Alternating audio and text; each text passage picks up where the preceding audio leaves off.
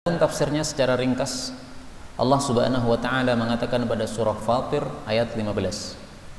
Ya ayyuhan nasu, wahai para manusia, antum, kalian itu, kalau disambung antumul fuqara'u, kalian itu adalah orang-orang yang fakir. Fakir itu artinya butuh, ilallahi, kepada Allah Subhanahu wa taala. Wallahu, adapun Allah itu, huwa, dialah al-ghaniyyu, zat yang maha kaya, maksudnya tidak butuh kepada siapapun juga. Al-hamidu, yang maha terpuji. Ayat ini menunjukkan bahwa siapapun manusia itu pasti butuh kepada Allah Subhanahu wa taala. Siapa yang merasa dirinya tidak butuh kepada Allah, berarti dia tidak paham kalau dirinya adalah makhluk. Namanya makhluk itu selalu butuh kepada zat yang menciptakan. Karena kita ini yang menciptakan adalah Allah, yang memberi rezeki adalah Allah, yang memberikan kita bisa bernafas ini adalah Allah, memberikan mata kita bisa melihat adalah Allah. Maka setiap detik kita butuh kepada Allah Subhanahu wa ta'ala. Karena itulah orang-orang yang sombong kepada Allah, orang-orang yang merasa tidak butuh kepada Allah, nanti akan dihinakan oleh Allah pada hari kiamat. Sebagaimana disebutkan dalam hadis yang sahih, Rasulullah sallallahu alaihi wasallam bersabda, yuhsyarul mutakabbiruna, akan dikumpulkan orang-orang yang sombong yaumal qiyamati, nanti pada hari kiamat, amsaladzar, seperti semut-semut kecil, fi suwarir rijal, dalam bentuk-bentuk manusia, yaghsyahumudzullu, akan meliputi mereka kerendahan, min kulli makan, dari setiap penjuru, yusaquna ila sijnin fi jahannam, mereka digiring kepada satu penjara di dalam neraka jahannam, yusamma bulus, namanya penjara bulus, ta'luhum narul anyar, yang mereka diliputi oleh api-api yang dahsyat, yusqawna min usarati ahli nar, mereka diberi minum dari nanah-nanah penghuni neraka, na'udzubillahi min syarri dzalik, yang disebut itu sebagai tinatul khabal. Ini hadis riwayat Tirmidzi sahih. Karena itu kaum muslimin rahimani wa rahimakumullah, Allah itu sangat suka kalau kita itu menampakkan kita sebagai fuqara, menampakkan diri sebagai orang yang butuh kepada Allah. Allah sangat suka. Allah paling suka kalau kita itu sujud minta kepada Allah. Allah paling suka kalau kita itu angkat tangan doa minta kepada Allah Subhanahu wa taala. Yang sombong, yang tidak pernah minta kepada Allah, Allah akan murka kepadanya. Sebagaimana sabda Nabi sallallahu alaihi wasallam, innahu, sesungguhnya, man lam yas'alillah, siapa yang tidak mau minta kepada Allah, yaghdab alaih, Allah akan murka kepadanya. Hadis riwayat Tirmidzi sahih.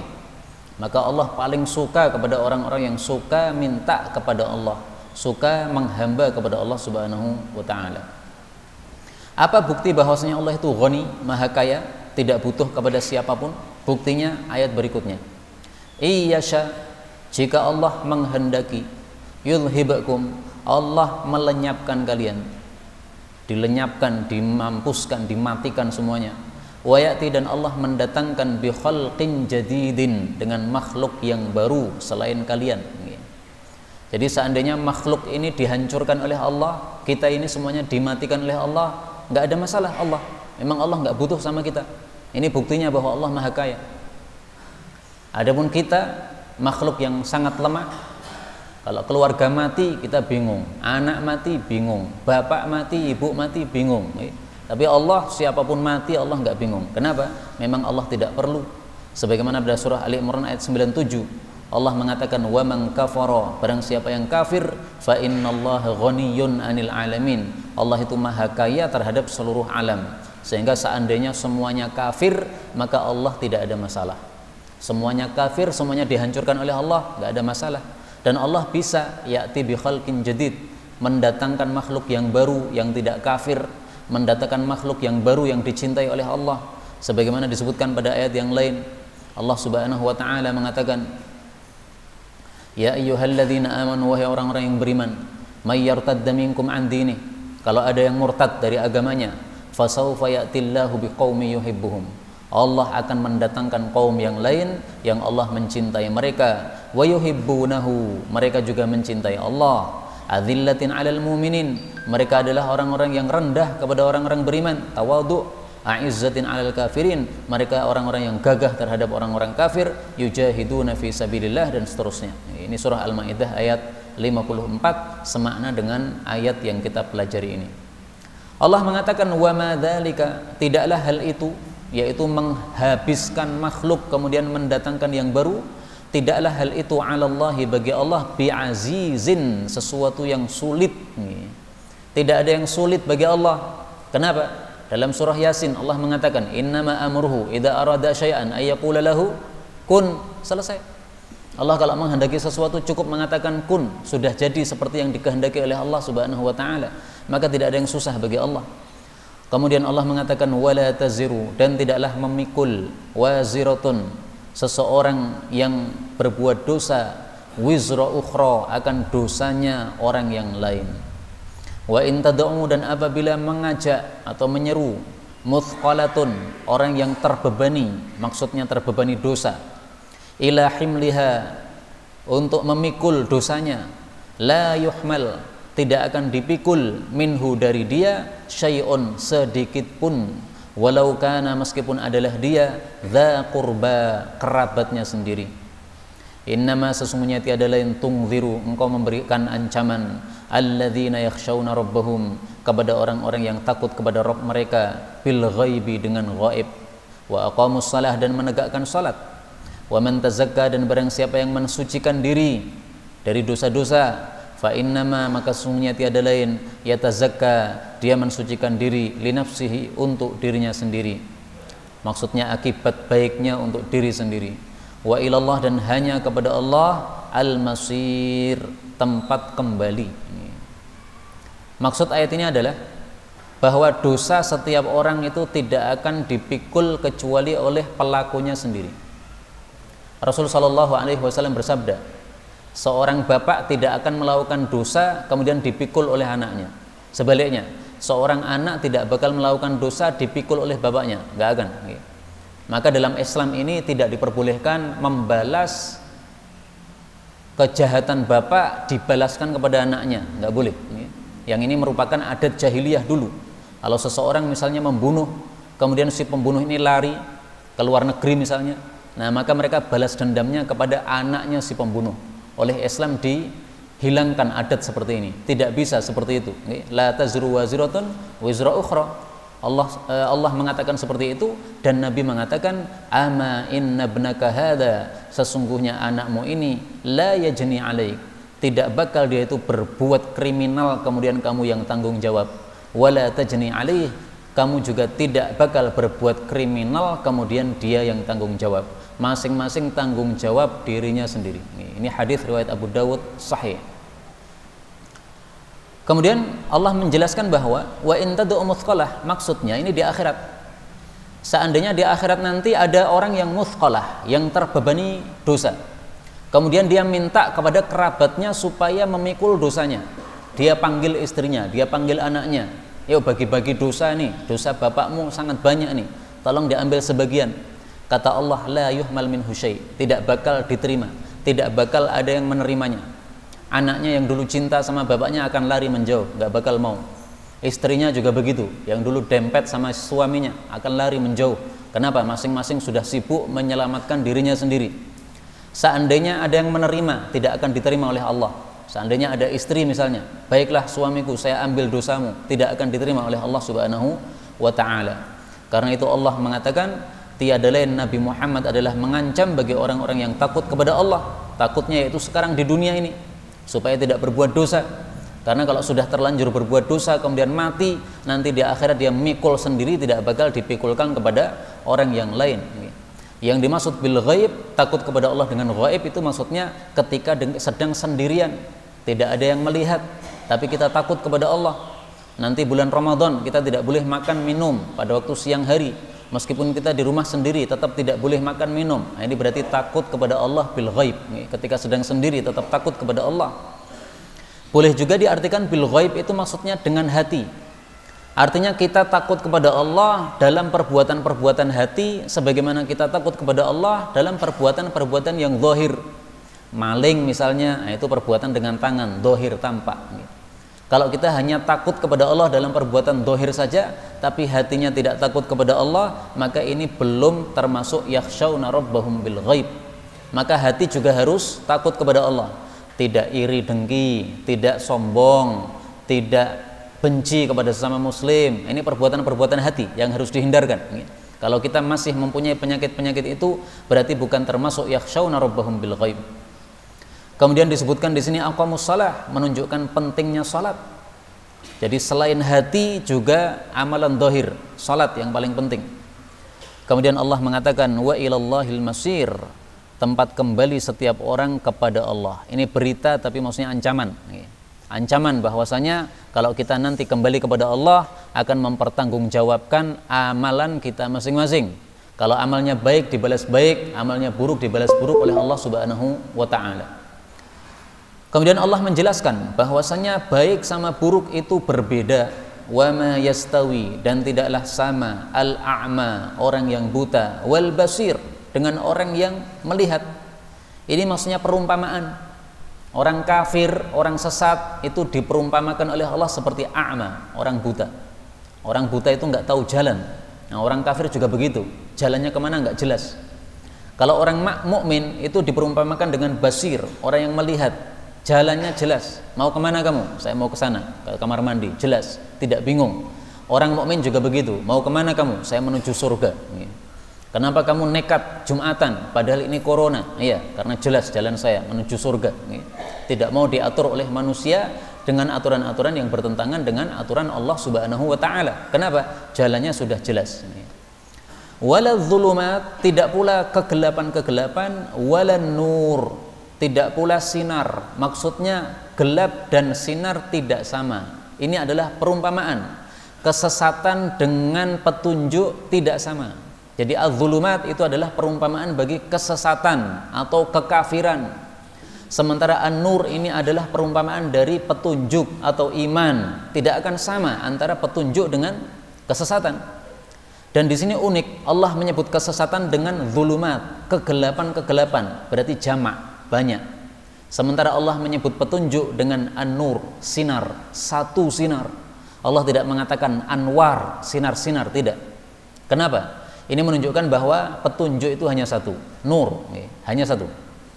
Petunjuk itu tidak bercabang, petunjuk itu hanya satu, yaitu dari Allah Subhanahu wa taala. Tapi kalau kesesatan itu banyak macamnya. Yahudi sesat, Nasrani sesat, Khawarij sesat, Syiah sesat, dan sebagainya. Tetapi kalau petunjuk hanya satu, dari Allah, dari Nabi Muhammad sallallahu alaihi wasallam. Karena itu dalam ayat yang lain Allah mengatakan, "Qul inna hudallahi huwal huda."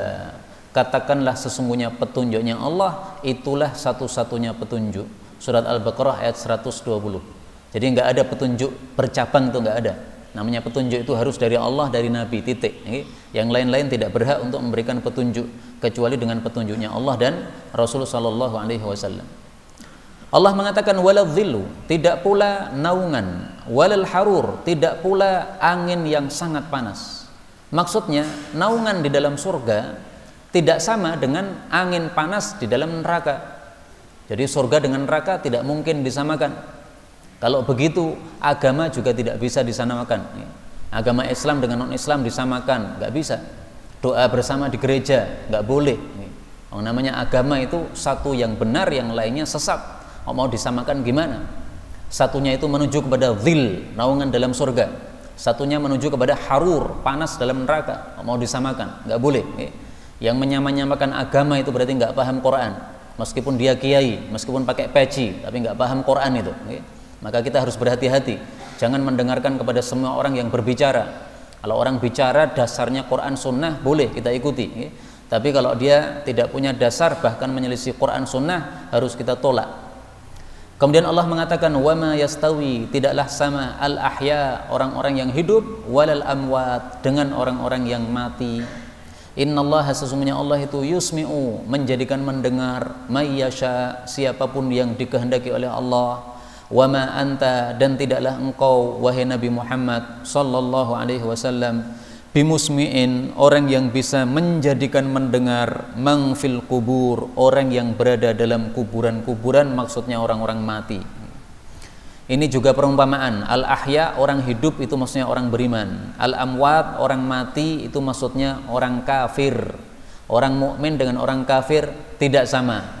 Orang mukmin dalam hidayah Allah sehingga dia seperti orang yang hidup. Orang kafir dalam kesesatan sehingga dia seperti orang mati, nggak ada gunanya dia hidup di dunia ini. Lebih baik dia tidak ada di dunia daripada dia ada. Sebagaimana orang mati tidak ada gunanya ditaruh di atas muka bumi, dipendam saja dalam bumi. Dalam ayat yang lain Allah Subhanahu wa taala mengatakan, "Afaman kana mayitan fa ahyainahu." Apakah orang yang dulunya mati lalu kami hidupkan? Wa ja'alna lahu nuran, lalu kami berikan sinar, yamshi bihi finnas, yang dia berjalan dengan sinar tadi di tengah-tengah manusia. Kama mathaluhu fidh dhulumat, seperti orang yang selalu berada dalam kegelapan-kegelapan, laisa bi kharijim minha, yang tidak bisa keluar darinya. Ini surat Al-An'am ayat 122. Nah, ini adalah perumpamaan orang mukmin dengan orang kafir. Kana maitan, dulunya mati, maksudnya dulunya kafir. Fa ahyainahu, lalu kami hidupkan, maksudnya kami beri hidayah, akhirnya masuk Islam.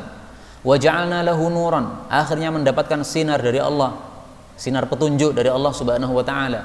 Nah, orang seperti ini tidak sama dengan orang yang dibiarkan oleh Allah sesat terus sampai matinya, seperti Abu Jahal dan yang lain-lainnya. Nah, maka amwat di sini ini adalah perumpamaan bahwasanya orang-orang kafir bagaikan orang-orang mati. Ini tafsiran yang terkenal. Ada lagi tafsiran yang lain mengatakan bahwa ahya orang hidup ini perumpamaan ulama. Ulama itu seperti orang hidup. Adapun amwat ini seperti orang bodoh. Nah, karena itu harus kita bedakan antara ulama dengan yang bukan ulama. Yang diikuti fatwanya itu ulama, yang bukan ulama nggak usah didengarkan ucapannya. Yang bukan ulama tugasnya tanya kepada ulama. Bahkan para ulama sepakat kalau ada seorang pemimpin negara, ada seorang pemimpin pejabat menetapkan hukum sementara tidak tanya dulu kepada ulama, maka pejabat ini wajib dilengserkan. Mau menetapkan misalnya pejabat bahwasanya sholat direnggangkan 1 meter 1 meter, itu dari mana itu? Apakah dia sudah musyawarah dulu sama ulama atau belum? Kalau belum, tidak halal baginya untuk berfatwa seperti itu. Fatwa itu di tangan ulama, bukan di tangan pejabat. Nggak boleh pejabat memberikan fatwa tanpa musyawarah kepada para ulama. Nah, maka di sini Allah perumpamakan orang-orang bodoh dengan orang-orang mati dan para ulama dengan orang-orang hidup. Tidak sepantasnya kita mengikuti orang-orang bodoh atau mengikuti orang-orang mati. Orang mati itu dikubur, dijauhkan, jangan disimpan. Kemudian Allah Subhanahu wa taala mengatakan, "In anta, tidaklah engkau wahai nabi, illa nadhirun, kecuali pemberi ancaman." Maksudnya memberi ancaman kepada orang-orang yang kafir supaya dia iman, supaya dia aman dari api neraka, dari siksa Allah Subhanahu wa taala. Inna, sesungguhnya kami arsalnaka, kami telah mengutus engkau bil haqqi, dengan kebenaran, yaitu Islam. Basyiran, sebagai pemberi kabar gembira, wa nadhiran, dan sebagai pengancam. Wa in, dan tidaklah min ummatin, dari umat manapun, illa, kecuali khala, telah lewat, fiha, pada umat tadi, nadhirun, seorang pengancam, maksudnya seorang nabi. Jadi maksudnya tugas nabi yang inti dua, basyiran wa nadhira. Basyiran itu memberi kabar gembira, yaitu siapa yang taat kepada Allah akan masuk ke dalam jannah. Bahwasanya orang yang taat kepada Allah akan diberikan keberkahan-keberkahan, akan diberikan kehidupan yang baik. Adapun nadhira, pengancam, ini pengancam bagi orang-orang kafir bahwa dia akan masuk neraka. Mengancam bagi yang durhaka kepada Allah bahwa dia akan dapat murka Allah. Ayat-ayat yang seperti ini sangat banyak sekali. Contohnya yang terkenal, Allah Subhanahu wa taala mengatakan dalam Al-Qur'an, "Walau anna ahlal qura amanu wattaqau lafatahna 'alaihim," atau lafattahna 'alaihim, dua qiraah, barakatim minas sama'i wal ard walakin kadzdzabu fa akhadnahum bima kanu yaksibun. Nah, ini ayat berupa kabar gembira dan ancaman. Kabar gembiranya apa? Walau anna ahlal qura, kalaulah penduduk desa-desa, amanu wattaqau, iman dan takwa, lafattahna, sungguh kami akan buka-bukakan, alaihim, kepada mereka, barakatin, banyak berkah, beberapa berkah, minas sama'i wal ardi, dari langit dan bumi. Ancamannya apa? Walakin kadzabu, akan tapi mereka malah mendustakan. Fa akhadnahum, maka kami siksa mereka bima kanu yaksibun, dengan sebab apa yang mereka lakukan. Nah, ini contoh ayat basyiran wa nadhira, kabar gembira bagi yang taat, kemudian ancaman bagi yang mendustakan. Ancamannya adalah akhadnahum, kami siksa. Kabar gembiranya adalah la fattahna alaihim barakatin, akan dibukakan berkah dari Allah Subhanahu wa taala. Syaratnya mendapat berkah adalah amanu wattaqau, iman sama takwa. Iman takwa maksudnya mempercayai semua kabar dari Allah, itulah yang dimaksud iman. Takwa maksudnya melakukan seluruh hukum yang diberikan oleh Allah. Allah mengharamkan miras misalnya, jangan kemudian melegalkan miras. Kalau melegalkan miras berarti itu menantang siksa Allah Subhanahu wa taala. Karena itu kita serukan kepada pejabat Indonesia, kalau kalian cinta sama negara Indonesia, kalau kalian cinta kepada rakyat Indonesia, supaya mereka mendapatkan berkah, supaya negara ini diberkahi oleh Allah, baldatun thayyibah wa rabbun ghafur, maka jangan sekali-kali menantang Allah dengan melegalkan miras dijual di toko-toko, melegalkan miras dibuat di pabrik-pabrik. Ini sama dengan nantang Allah Subhanahu wa taala. Mereka dengar ancaman ini atau tidak, terserah mereka. Yang penting kita sudah sampaikan. Karena kalau kita tidak menyampaikan, maka nanti turun siksa, kita juga terkena juga. Tapi kalau kita sudah menyampaikan, maka insya Allah kalau turun siksa, maka siksa ini hanya diberikan kepada mereka-mereka yang maksiat dan yang setuju dengannya, sementara yang nahi mungkar akan diselamatkan oleh Allah Subhanahu wa taala. Masalah menghalalkan yang haram ini bukan sesuatu yang sepele dalam Islam. Ini perkara yang besar di hadapan Allah Subhanahu wa taala. Surah At-Taubah ayat 29, qatilu, perangilah. Siapa yang kita disuruh untuk memerangi? Alladzina la yu'minuna billahi wala bil yaumil akhir. Orang-orang yang tidak beriman kepada Allah dan hari akhir. Wala yuharrimuna ma harramallahu wa rasuluh, dan mereka tidak mengharamkan apa yang diharamkan oleh Allah dan Rasulnya. Jadi ini masalah besar. Orang yang mengharamkan, orang yang tidak mengharamkan yang diharamkan Allah, ini kita disuruh untuk qatilu, untuk memerangi. Maka kita tidak boleh diam saja kalau mendengar pejabat mereka menghalalkan miras, melegalkan miras. Kita harus ngomong, kita harus bicara, kita harus ingkari, tidak boleh diam. Jadi rakyat itu bukan berarti terserah presidennya bagaimana, enggak. Kalau presidennya orang genah, digenahkan oleh rakyatnya. Karena amar ma'ruf nahi mungkar wajib bagi setiap orang, tidak hanya bagi pejabat saja. Rakyat semuanya ini wajib untuk melakukan apa? Nahi mungkar, amar ma'ruf.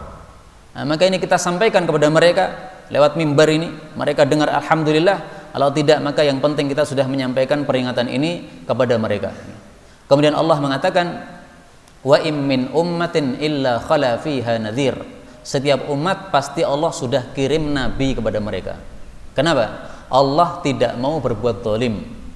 Kalau Allah tidak memberikan nabi kepada suatu umat, akhirnya mereka sesat, tidak paham bagaimana iman, bagaimana Islam, tiba-tiba disiksa oleh Allah, itu kan zalim namanya. Allah tidak pernah berbuat zalim. Maka sebelum Allah kirim siksa, itu pasti sudah pernah kirim nabi pada mereka. Mereka tidak mau taat, baru dikirim siksa oleh Allah Subhanahu wa taala.